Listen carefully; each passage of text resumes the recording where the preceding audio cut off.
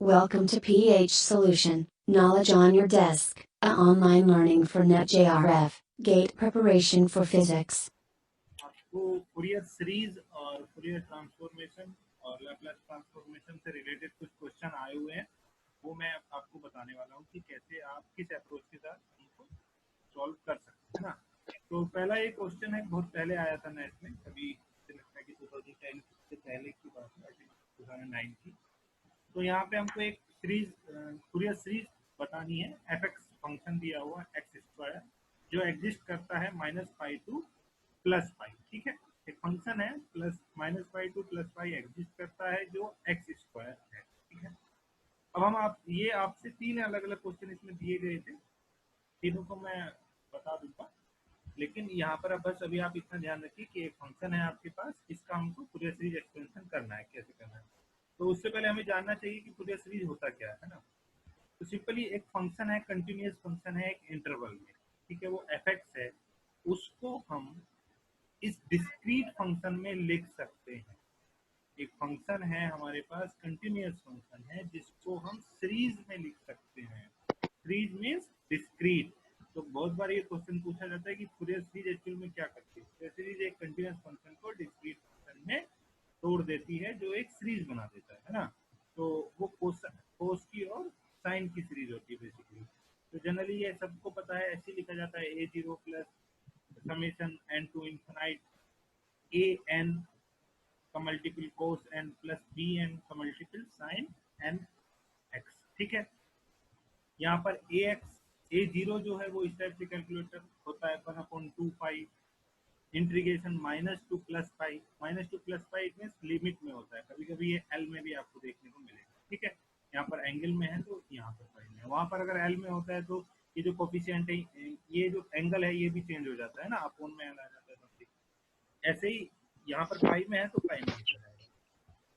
अब अगर A N हमको निकालना है तो ए एन निकलेगा 1/पाई -पाई टू +पाई एफ एक्स। कौन सा एफ एक्स? जो फंक्शन हमको दिया गया है, जिस फंक्शन का हमको सीरीज एक्सपेंशन करना है, वो इंटू कोसाइन किसका, एन एक्स का, डी एक्स। एक्स का फंक्शन है तो एक्स में ही इंटीग्रेशन है। तो इस तरीके से ए एन निकाल लेते हैं, सेम एज ऐसे ही हम बी एन निकाल लेते हैं। यहाँ पर एक्स स्क्वायर जो लिखा हुआ है, ये थोड़ा सा टाइपो बोल दीजिए इसको, क्योंकि मैंने डायरेक्ट एफ एक्स की वैल्यू लिख दी। यहाँ पर एफ एक्स होगा और sine N X D X. अब ये मैं क्यों लिख रहा हूँ जीरो, क्योंकि ये जब इवन का केस होता है उसमें ये जीरो हो जाता है। तो अभी आप इसको ये मान करके चलिए, B N one upon pi minus infinite to plus infinite F X sine N X D X. ठीक है, अब इसमें दो केस पॉसिबल हैं। किसके ऊपर डिपेंडेंट कर रहे हैं? एफ के ऊपर डिपेंड कर रहे हैं। F is an even function of x. F अगर एक्स का इवन फंक्शन है, इवन फंक्शन की कंडीशन क्या है कि अगर एक्स को हम निगेटिव एक्स से रिप्लेस कर दें तो फंक्शन की प्रॉपर्टी या फंक्शन चेंज नहीं होता है। ये प्रॉपर्टी किस चीज की है? इवन फंक्शन की। Then all B are zero, all B are zero. ये जो हमारा बी एन कोफिशिएंट है ये सब जीरो हो जाएंगे, किसके लिए? जब हमारा फंक्शन इवन होगा। तो फूरियर सीरीज क्या रह जाएगी? a0 प्लस, यहाँ पर स्मॉल ए लिखा है, कैपिटल ए भी लिख सकते हैं, है ना, plus N cosine series, only cosine series रह जाएगी, है ना। ऐसे ही आप अगर ओड फंक्शन है दूसरा, एफ एक्स ओड फंक्शन है एक्स का, ओड फंक्शन की प्रॉपर्टी क्या है? एक्स को -x से रिप्लेस कर दीजिए, -x बाहर आ जाएगा, देन ए जीरो हो जाएगा। ठीक है, ए ऑब्वियसली ए जीरो भी जीरो होगा और ए सारे ए तो जीरो होंगे ही। ठीक है, देन सीरीज ये रह जाएगी F X summation 1 to infinite B N sine N X. ठीक है, तो ये आपको ध्यान रखना है कि फूरियर सीरीज का एक्सपेंशन हमेशा इस तरीके से होगा। ठीक है, आपको कोई फंक्शन दिया गया है जो इस तरीके से हम खोल सकते हैं, ए एन और बी एन को हम, ये जो दो फॉर्मूले हैं ये वाला और ये वाला, इस तरीके से कैलकुलेट हम कर लेते हैं। अब हम अपने सॉल्यूशन पर आते हैं। अब हमें एक फंक्शन दिया गया है ये x square, this is a even function. हमको पता है ये एक्स को -x से रिप्लेस कर दो तो स्क्वायर है, कोई फर्क नहीं पड़ेगा, इवन फंक्शन है, हमने सीरीज में रख दिया। डायरेक्ट मैं इसको ए एन की वैल्यू रख रहा हूँ यहाँ पे 1/2 pi -pi to +pi F X की जगह पे X square D X M plus summation pi integration -pi to +pi X square. X square कहाँ जाएगा? एफ एक्स की जगह पे cos N X D X into cos nx। तो ये वैल्यू तो होगी पूरी an की, और ये सीरीज में जो कोसाइन सीरीज होती है वो वाला क्वेश्चन हो गया। अब क्योंकि ये इवन फंक्शन है तो बी या साइन की सीरीज होगी नहीं, वो हमने एक्सक्लूड कर दी। अब ये इंटीग्रेशन आप करेंगे एक्स क्यूब अपॉन 3 आएगा, माइनस पाई है और प्लस पाई है, पहले प्लस पाई रखा जाएगा तो पाई स्क्वायर होगा, माइनस है और माइनस माइनस प्लस हो जाएगा, पाई क्यूब अपॉन 3 हो जाएगा, दोनों 2 पाई स्क्वायर हो जाएगा, इस 2 पाई वो 2 पाई क्यूब हो जाएगा, एक पाई की पाई पावर कैंसिल हो जाएगी, 2 से 2 कैंसिल हो जाएगा। मैंने यहाँ पर इसको इस तरीके से कर दिया। सेम है जब आप इसको खोलेंगे तो ये भी आपका ये बन जाएगा। ठीक है, ये जो पूरा पार्ट है ये बन जाएगा -1 की पावर n। ये जब आप ओपन करेंगे तो cos n पाई आएगा यहाँ पर, और cos n पाई की जगह पर आ जाएगा -1 की पावर n और 4 पाई स्क्वायर, नहीं 4 n स्क्वायर। दो बार इंटीग्रेशन जब हम इसका करेंगे तो ये जो n है दोनों बार नीचे आएगा n स्क्वायर, और यहाँ पर ये cos k वाला। ठीक है, अब आप क्या करेंगे, इसको खोल दीजिए, ये ऐसे रहने दीजिए। 4 देखिए माइनस n जो है अंदर रहने दीजिए, ये पूरा कॉमन फैक्टर है 4 अपॉन एन स्क्वायर, तो यहाँ से 4 बाहर आ गया। एन क्यों हम क्यों नहीं लाएंगे, क्योंकि एन समेसन का पार्ट है, तो एन को यहाँ पर रहने देंगे माइनस के साथ 1। जब एन की जगह पर 1 रखेंगे तो 1 स्क्वायर, यहाँ पर एन रखेंगे तो कोस एक्स सेम है, यहाँ पर 2, यहाँ पर 3। एक ऐसे ही हमको इट मीन जो फंक्शन है एफ एक्स हमको मिला था, जो एफ एक्स क्या था एक्स स्क्वायर, उसको जनरली हम लिख लेंगे, जो सीरीज फूरियर सीरीज एक्सपेंशन है उसका, वो फूरियर सीरीज एक्सपेंशन उसका ये होगा। ठीक है, अब हमसे वो पूछ रहे हैं कि 1 अपॉन एन स्क्वायर की क्या वैल्यू होगी जब 1 टू इन्फिनाइट। अब 1 अपॉन एन स्क्वायर हमको चाहिए, उसके लिए हम क्या करेंगे, एफ एक्स की जगह पर हम 0 रख देंगे। एक्स जैसी 0 होगा तो एक्स स्क्वायर भी क्या हो गया, 0 हो गया। तो एक्स स्क्वायर 0 हो गया तो यहाँ पर हमने 0 रख दिया, यहाँ पर हमारा कोई एक्स का फैक्टर नहीं है तो ये ऐसे ही रहेगा। सेम है, यहाँ पर एक्स का फैक्टर हमेशा कहाँ पर है, एंगल में है साइन के कोस के साथ, और कोस 0 की हर जगह वैल्यू क्या होती, कोस 0 चले जाएंगे तो कोस 0 चला जाएगा, और कोस 0 हमेशा 1 रहेगा। तो यहाँ पर अब ये देखिए कि ये माइनस की टर्म है, ये प्लस की टर्म है, तो इस माइनस की पूरी टर्म को मैं इधर प्लस में ले जा सकता हूँ, या मैं जनरली इसको ऐसे लिख सकता हूँ, pi square upon 3 is equal to 4 into this part. अब देखिएगा कि क्योंकि ये एक बार प्लस है एक बार माइनस है, एक बार प्लस है एक बार माइनस है, ठीक है, तो ये वाली टर्म इसमें रह जाएगी। अब हमको चाहिए टोटल सारी प्लस, क्योंकि ये है 1 अपॉन एन स्क्वायर का समेशन, तो 1 अपॉन 1 का स्क्वायर प्लस 1 अपॉन 2 का स्क्वायर प्लस 1 अपॉन 3 का स्क्वायर। यहाँ पर लेकिन माइनस की टर्म है, तो हम क्या करेंगे, हमको एक प्लस की टर्म चाहिए तो उतनी हमने जोड़ दी, जितनी हम जोड़ेंगे उतनी हमको सब्सट्रैक्ट करनी पड़ेगी, उतनी हमने सब्सट्रैक्ट कर दी। तो हमेशा ये केवल इवन टर्म के साथ हो रहा है, 2 4 6 एंड सो ऑन। तो ऐसे ही हमने वो जोड़ दिया और वही सब्सट्रैक्ट कर दिया। अब देखिए कि जो प्लस वाली टर्म है वो मैंने इसके साथ लिख ली और माइनस वाली टर्म इसके साथ लिख ली। अब सेम इतनी ही टर्म इधर है तो हर एक क्या हो जाएगी, 2 टाइम्स हो जाएगी, 2n square 2 4 square upon 2 6 square. Same है, ये तो पूरा हो गया 1 अपॉन एन स्क्वायर। अब आप देखेंगे कि अगर मैं 2 अपॉन 2 का स्क्वायर कॉमन ले लेता हूँ तो यहाँ पर ये बच जाएगा 1 upon 1 square plus 1 upon 2 square plus 1 upon 3 square ऐसे हो। तो यहाँ पर 2 अपॉन 2 का स्क्वायर कॉमन हो गया और यहाँ पर भी क्या बच गया, 1 अपॉन एन स्क्वायर बच गया। अब आप देखिए इस 2 से 2 को पावर कट गई तो ये तो हाफ 1 अपॉन एन स्क्वायर है, ये N square 1 upon N square है, तो टोटल बचा 1 अपॉन 2 एन स्क्वायर, और 2 से 2 कैंसिल होने पर 2 यहाँ पर हो गया। और इस 2 की जब 1 अपॉन ये जो पाई स्क्वायर अपॉन 3 है उससे मल्टीप्लाई करने पे पाई स्क्वायर अपॉन 6 हो जाएगा। ठीक है, तो ये हमें इसका जो 1 अपॉन हमसे जो क्वेश्चन पूछा गया था वो क्वेश्चन में हमसे ये पूछा गया था 1 अपॉन एन स्क्वायर क्या होगा, तो वो होगा पाई अपॉन 6 स्क्वायर इस फंक्शन के लिए। ठीक है, सेम है। अब ये देखिएगा कि ये तो सब नंबर के लिए है, लेकिन ये क्या है 2n माइनस 1 के लिए है, तो n को अगर हम 1 रखते चले आएंगे तो ये ओड नंबर हो जाएगा, इसी पर 1 रखेंगे तो 1 रह जाएगा, जैसे 2 रखेंगे तो 2 टू 4 3 रह जाएगा, तो ये ओड नंबर के लिए होगा, तो ऐसे ही हमको ये निकालना होगा। तो यहाँ पर हम एडिशन और सब्सट्रैक्शन में चेंज कर देंगे। सेम एज ऐसे ही यहाँ पर ये पूछा गया है जब माइनस एक प्लस की टर्म होगी एक माइनस की टर्म होगी, चली जाएगी देखो, क्योंकि -1 की पावर n है तो जैसी इवन टर्म होगी तो प्लस हो जाएगा, और जब माइनस टर्म ओल्ड टर्म होगी तो माइनस हो जाएगा, तो एक प्लस और एक माइनस, एक प्लस एक माइनस, तो उसका क्या होगा, तो उसका आएगा पाई स्क्वायर अपॉन 4। तो ये अलग अलग क्वेश्चन इस कॉन्सेप्ट पर हो सकते हैं, तो मेरा पर्पज था आपको कॉन्सेप्ट बताना। तो इस टाइप से अगर कोई क्वेश्चन आएगा तो आपको सीरीज एक्सपेंशन करना है देन उसके बाद वैल्यू रखनी है और वैल्यू रखने के बाद सिंपल थोड़ी कैलकुलेशन करनी है और फिर आप अपने आंसर के अकॉर्डिंग अप्रोच अप्लाई करनी है, आपको आंसर मिल जाए। ठीक है, तो एक इस टाइप का सिंपल क्वेश्चन आ सकता है जो बेसिक चीज है आपकी फूरियर सीरीज। ठीक है, जब मैं क्वेश्चन देख रहा था नेट के तो मुझे लगा कि टेलर सीरीज से भी कुछ क्वेश्चंस आए हैं, तो वैसे तो फूरियर सीरीज का पार्ट नहीं है लेकिन फिर मैं अलग से इसको कभी नहीं बता पाता, तो मैंने यहाँ पर ही टेलर सीरीज को भी इंक्लूड कर दिया। इस समय वो पूछ रहे हैं कि एक फंक्शन है एफ एक्स साइन एक्स, इसका आप टेलर सीरीज एक्सपेंशन बताइए किसके अराउंड, पाई अपॉन 4 के अराउंड। ठीक है, तो ये आपको बताना है।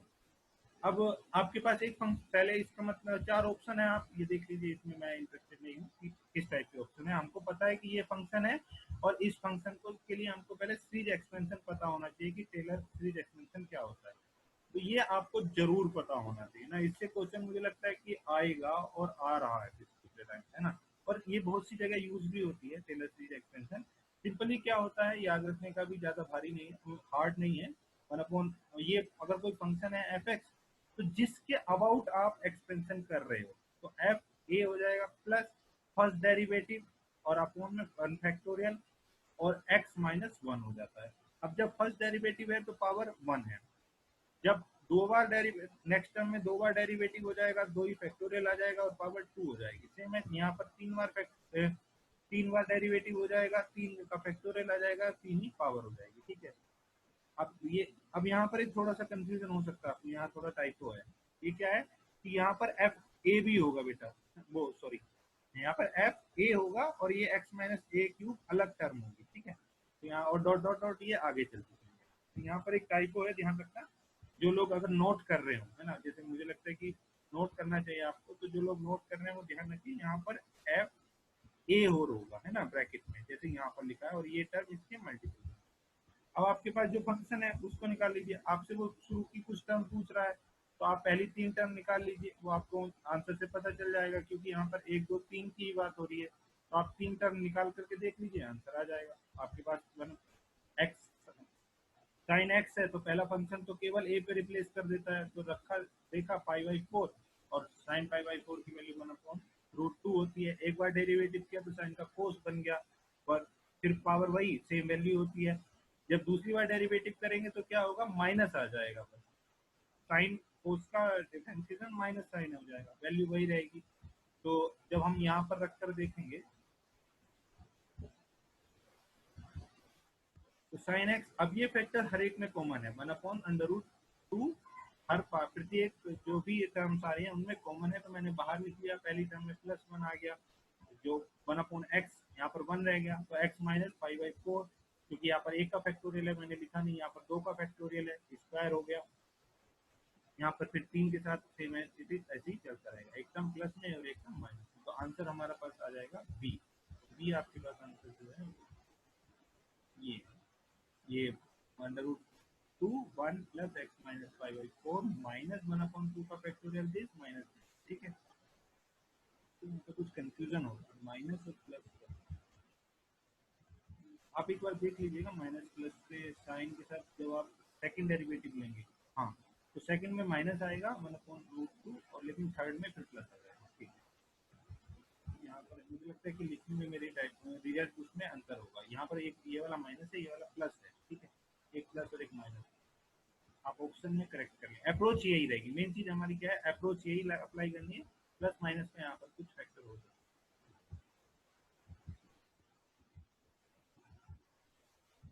सो थर्ड क्वेश्चन हम देखते हैं पूरे ट्रांसफॉर्मेशन से। तो सीरीज एक पार्ट था, वहां से हो गया, ट्रांसफॉर्मेशन को देखने की कोशिश करते हैं। तो मैंने जब डिराफ फंक्शन में पढ़ा रहा था तो कहा था कि बहुत इंपॉर्टेंट फंक्शन टाइप है ये, बहुत जगह पूछा जाता है। तो फिर यहाँ सर पर इन्होंने पूरे ट्रांसफॉर्मेशन पूछ लिया किसका, डिराफ फंक्शन का। लेकिन डिराफ फंक्शन का नहीं पूछा है, उसके फर्स्ट डेरिवेटिव का पूछा है। ठीक है, आपको फंक्शन दिया गया है डिराक डेल्टा फंक्शन, उसका फर्स्ट डेरिवेटिव, इसकी पूरे ट्रांसफॉर्मेशन आपको बतानी है। तो पहले आपको ट्रांसफॉर्मेशन का जो कॉन्सेप्ट है वो समझने की जरूरत है। एक जनरल ट्रांसफॉर्मेशन का कॉन्सेप्ट है कि एक फंक्शन टी का है जिसको मैं एक्स में चेंज करना चाहता हूँ। आप इसको टी और एक्स भूल जाइए, सोचिए कि यहाँ पर एक किसी पैरामीटर का फंक्शन है, इसको मैं दूसरे पैरामीटर के फंक्शन में चेंज करना चाहता हूँ, और उसको चेंज करने के लिए हमको एक फंक्शन इसमें अप्लाई करना पड़ेगा, क्योंकि ये इंटीग्रल होता है इसलिए हम इसको इंटीग्रल ट्रांसफॉर्मेशन भी बोलते हैं।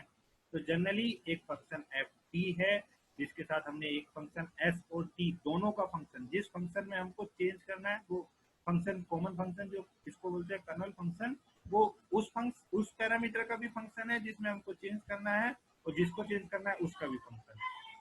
Minus infinite two plus infinite integral कर देंगे। ये कभी कभी कंफ्यूजन करता है कि हमको डी टी में डिफरेंशिएशन करना है या डी एस में करना है। तो जिसका भी फंक्शन है एफ एक्स, अगर एफ एस का फंक्शन है तो एस में डिफरेंशिएशन होगा, टी में है तो टी में डिफरेंशिएशन होगा। तो ये जनरल कॉन्सेप्ट है, ठीक है। अब यहाँ पर अगर जब हम फूरियर ट्रांसफॉर्मेशन की बात करते हैं तो ये फंक्शन के एस टी को हम रिप्लेस करते हैं E to the power plus I S T से, ठीक है। और लिमिट आपकी वही रहती है, और एक इसके साथ मल्टीपल आ जाता है 1/√2 पाई का। ये कहीं कहीं पर आपको 1 और 2 पाई भी देखने को मिल जाएगा। ये डिपेंड करता है कि आपकी ट्रांसफॉर्मेशन और इनवर्स ट्रांसफॉर्मेशन क्या करती है। तो अगर आप यहाँ पर 1/√2 पाई का फैक्टर ले रहे हैं तो यही आप फैक्टर लेते हैं फिर आपके इनवर्स ट्रांसफॉर्मेशन में। तो यही फंक्शन है के की जगह पे, बस इसको चेंज कर दीजिए ये, ठीक है। कहीं कहीं पर एस टी लिखा है और कहीं पर एक्स हो सकता है, वो डिपेंड करता है किसका फंक्शन है। तो जैसे जनरल बात हम टी की कर रहे थे, लेकिन हमारा जो गिवन फंक्शन है वो एक्स के लिए फंक्शन है। अब हम वहीं पर पहुंचते हैं कि क्या, देखिए ये इसकी ट्रांसफॉर्मेशन हो गई, ये इसकी इनवर्स ट्रांसफॉर्मेशन हो गई। इनवर्स ट्रांसफॉर्मेशन में क्या डिफरेंस हो जाएगा, यहाँ पर प्लस है यहाँ पर माइनस हो जाएगा, यहाँ पर डिफरेंशिएशन वो इंटीग्रेशन टी में था, यहाँ पर एस में हो जाएगा। ये फंक्शन टी का था, ये फंक्शन एस का हो जाएगा, और जो मिलने वाला फंक्शन एस था वो टी हो जाएगा, ठीक है।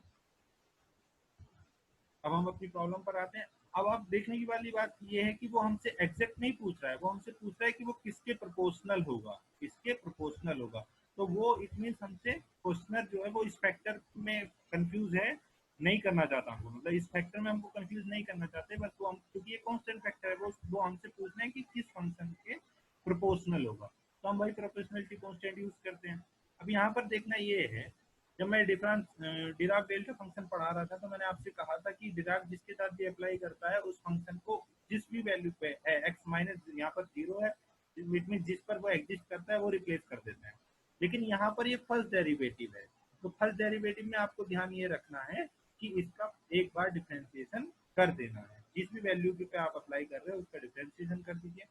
देखना अभी वैसे इसमें -1 की पावर n का फैक्टर भी आता है, लेकिन हम प्रोपोर्शनैलिटी की बात कर रहे हैं, इक्वालिटी की बात नहीं कर रहे हैं। तो हम -1 की पावर को फैक्टर को हम अभी इंक्लूड नहीं कर रहे हैं।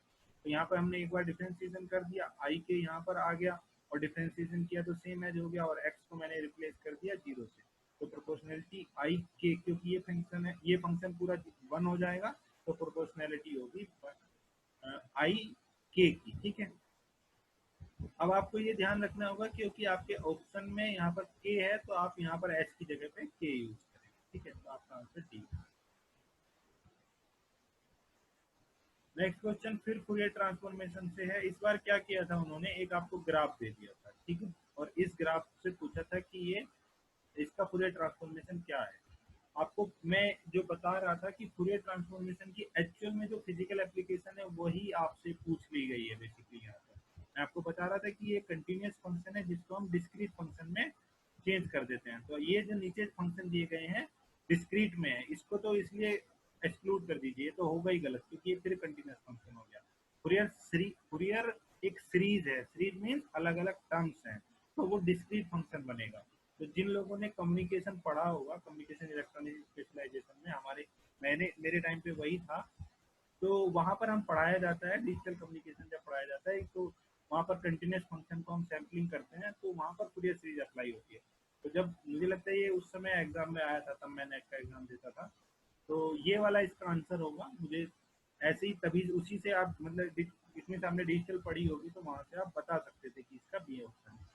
वैसे अब आप इसकी जो फूरियर ट्रांसफॉर्मेशन है वो देख लीजिए, क्योंकि ये बेसिकली कोस फंक्शन है, ध्यान रखने वाली बात है, क्योंकि ये 0 पर 1 दे रहा है, तो ये एक कोस वेव है।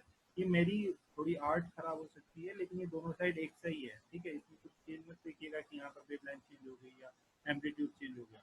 ये कोसाइन फंक्शन है, और कोसाइन फंक्शन होगा तो जब हम उसका ट्रांसफॉर्मेशन लेंगे तो a/2 दो इसके डिराक डेल्टा फंक्शन हो जाएंगे, एक प्लस के पर उस वैल्यू से और एक माइनस के पर। तो इसलिए अगर ये 0 पर है तो एक प्लस के पर वैल्यू देगा और एक माइनस के पर वैल्यू देगा। सेम डिस्टेंस पर दो स्पाइक हमको मिल जाएंगे, ठीक है। तो जब हम कम्युनिकेशन में पढ़ते हैं बैंड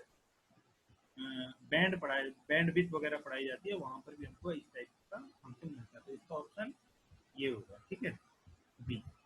बी इसका ऑप्शन राइट होगा। और तरीका इसका ये, दो डिराक डेल्टा फंक्शन मिलेंगे। डिराक डेल्टा फंक्शन क्या करते हैं, एक पर्टिकुलर वैल्यू पर ही वैल्यू देते हैं। और फिर एक और फूरियर ट्रांसफॉर्मेशन का हम क्वेश्चन देखते हैं। तो फूरियर ट्रांसफॉर्मेशन का एक, इस बार आपको देखिए, आपको ट्रांसफॉर्मेशन दे दी उन्होंने। उन्होंने कहा है कि हम आप इस तरीके से ट्रांसफॉर्मेशन कीजिए, एक्स को के में चेंज कीजिए, ये आपकी ट्रांसफॉर्मेशन क्या तरीका है। एफ एक्स एक फंक्शन है, आप इसको करके बता दीजिए, जहाँ पर ये जो डेल्टा है ये डिराक डेल्टा फंक्शन है। अब अगर इस क्वेश्चन को करने के लिए आपको फूरियर का कोई कॉन्सेप्ट नहीं भी पता तो भी आप इसको कर सकते हैं। आपको केवल डिराक का फंक्शन पता होना चाहिए, आपका क्वेश्चन हो जाएगा। देखिए, जो मैंने अभी बताया था कि फर्स्ट डिफरेंस ये हमने अप्लाई कर दिया पूरे ट्रांसफॉर्मेशन, एफ एक्स को रिप्लेस कर दिया, आई के साथ पहली वाली टर्म लिख ली मैंने, दूसरी वाली टर्म लिख ली, तीसरी वाली टर्म लिख ली। अब यहाँ पर तो डेरिवेटिव है ही नहीं कोई, तो केवल इस फंक्शन पे हम जीरो को रिप्लेस कर देंगे, क्योंकि एक्स माइनस जीरो है बेसिकली, तो अल्फा जीरो रिप्लेस कर दिया। अब देखना यहाँ पर फर्स्ट डेरिवेटिव है, तो इस फंक्शन का मैं डेरिवेशन लूंगा और -1 की पावर 1 लूंगा, क्योंकि यहाँ पर एक बार डिफरेंशिएशन हुआ था यहाँ पर। ऐसे ही यहाँ पर मैं -1 की पावर 2 लूंगा और 2 बार डिफरेंशिएशन करूंगा। सिंपली क्या होगा, यहाँ पर ऐसे ही ए आ जाए, अल्फा आ जाएगा, और यहाँ पर हम देखेंगे एक बार डिफरेंशिएशन पर तो आई के बाहर आ जाएगा, और सेम डिफरेंशिएशन आयोटा आई के एक्स आएगा, और एक्स को जब मैं जीरो से रिप्लेस करूंगा तो ये बेसिकली 1 बन जाएगा, सेम एज यहाँ पर, ठीक है। तो ये आपका आंसर। फिर वही, अब आप देखेंगे कि यहाँ पर माइनस क्यों आएगा। देखो यहाँ पर माइनस ऐसे आ जाएगा, ये वाला प्लस होगा, लेकिन जब ये दो बार डिफ्रेंसिएशन होगा तो आई आई आ जाएगा, और आई स्क्वायर -1 होता है, तो ये दोनों टर्म माइनस की हो जाएंगे, ठीक है भाई। और आपका आंसर ही राइट है। अब फूरियर ट्रांसफॉर्मेशन का एक और क्वेश्चन है, इस बार भी आपको वही है कि फूरियर ट्रांसफॉर्मेशन उन्होंने दे दी कि इस तरीके से ट्रांसफॉर्मेशन कीजिए, और ये आपका फंक्शन है 1/x² + 2। अब आप क्या कीजिए, सेम है जो फंक्शन है आपका उस पर वैल्यू रख दीजिए 1/x²। अब देखिए, अगर आपको ये प्रॉपर्टी पता है, अगर आपने पूरे ट्रांसफॉर्मेशन पढ़ रखा है, आपको पता है 1/x² + a² इंटू आई के एक्स डी एक्स को डायरेक्टली लिखेंगे π/a और के का मॉड्यूलस, ठीक है। ये जनरल है कि कोई भी अगर इस टाइप का आपका ट्रांसफॉर्मेशन आ रही है तो आपको इस तरीके से लिखना है।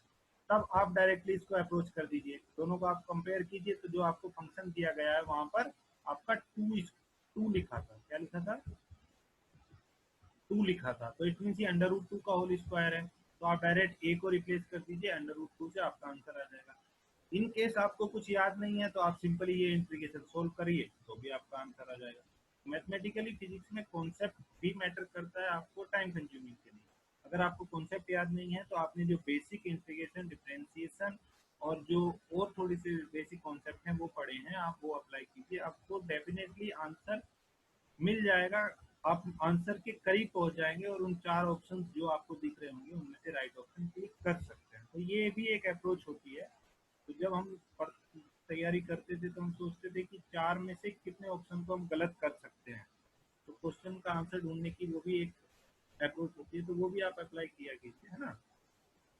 अब आपसे पूछी गई है कि ये लाप्लास ट्रांसफॉर्मेशन है ना, फूरियर ट्रांसफॉर्मेशन के जितने टाइप के क्वेश्चन मैंने देखे थे वो मैंने आपको बता दिए। बाकी डिराक डेल्टा फंक्शन से और बहुत सारे क्वेश्चन आए हैं, वो मैंने रिपीट करने की कोशिश नहीं की। तो फूरियर ट्रांसफॉर्मेशन से यहाँ पर ये लाप्लास ट्रांसफॉर्मेशन से है, लैपलेस से। तो यहाँ पर एक फंक्शन दिया गया है जो इस लिमिट में 2n, 10 मिनट,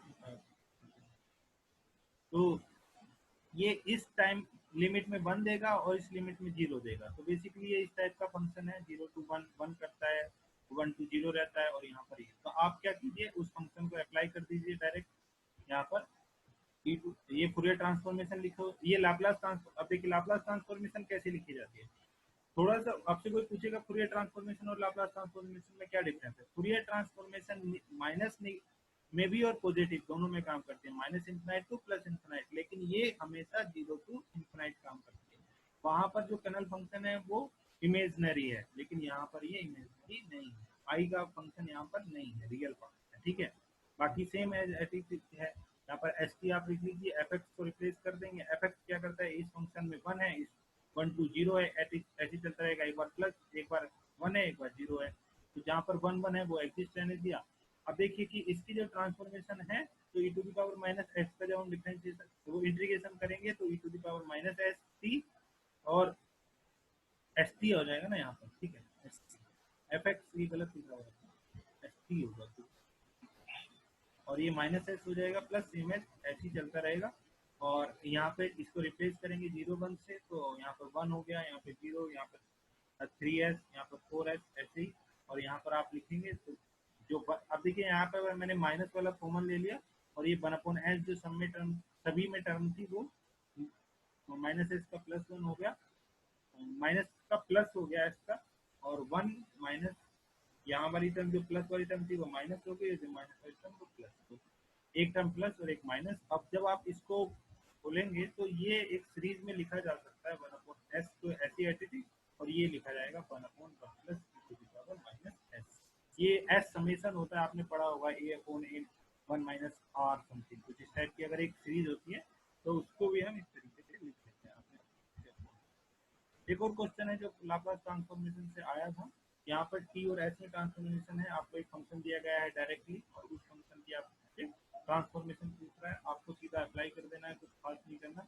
आपको पता होना चाहिए कि टी, ये लाप्लास ट्रांसफॉर्मेशन की सिंपल फॉर्मूले दिए गए हैं आपकी बुक में, तो उनमें से जो मेन मेन फॉर्मूले हैं जैसे साइन के और पावर के और कुछ प्रॉपर्टीज हैं उनकी, वो याद कर लीजिएगा, जैसे शिफ्टिंग प्रॉपर्टी होती है, पार्शियल इंटीग्रल प्रॉपर्टी होती है, तो वहां से डायरेक्टली कोई ना कोई कॉन्सेप्ट क्वेश्चन पूछ लेता है।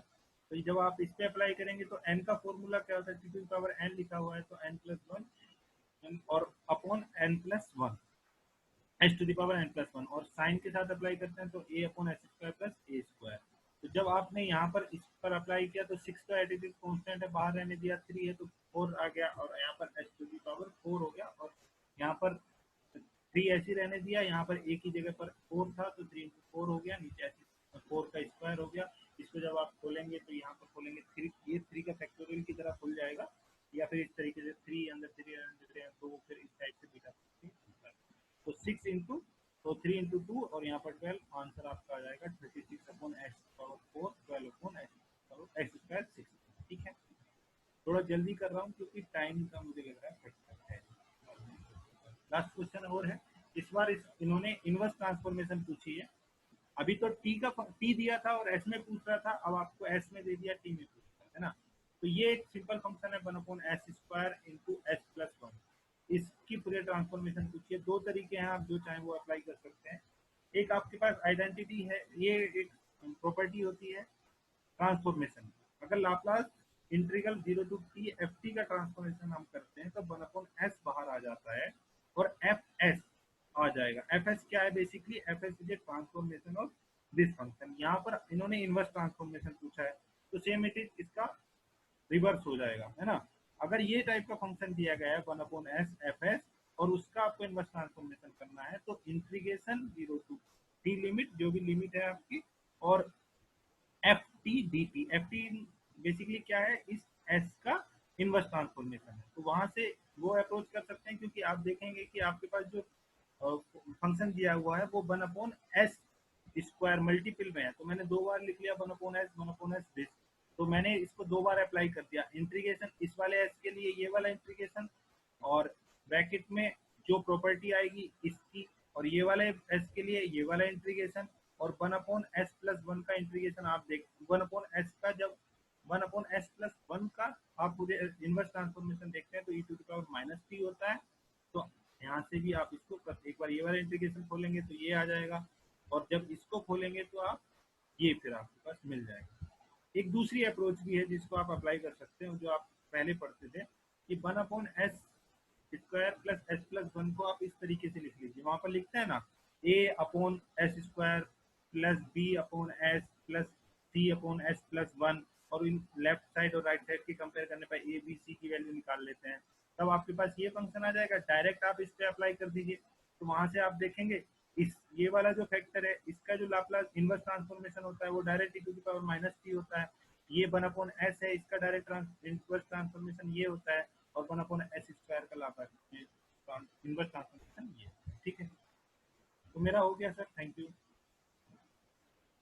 ओके सर, किसी का कोई क्वेश्चन हो तो जल्दी से पूछ लीजिए, टाइम लगभग 2-3 मिनट का ही है। मैं एक बार सबको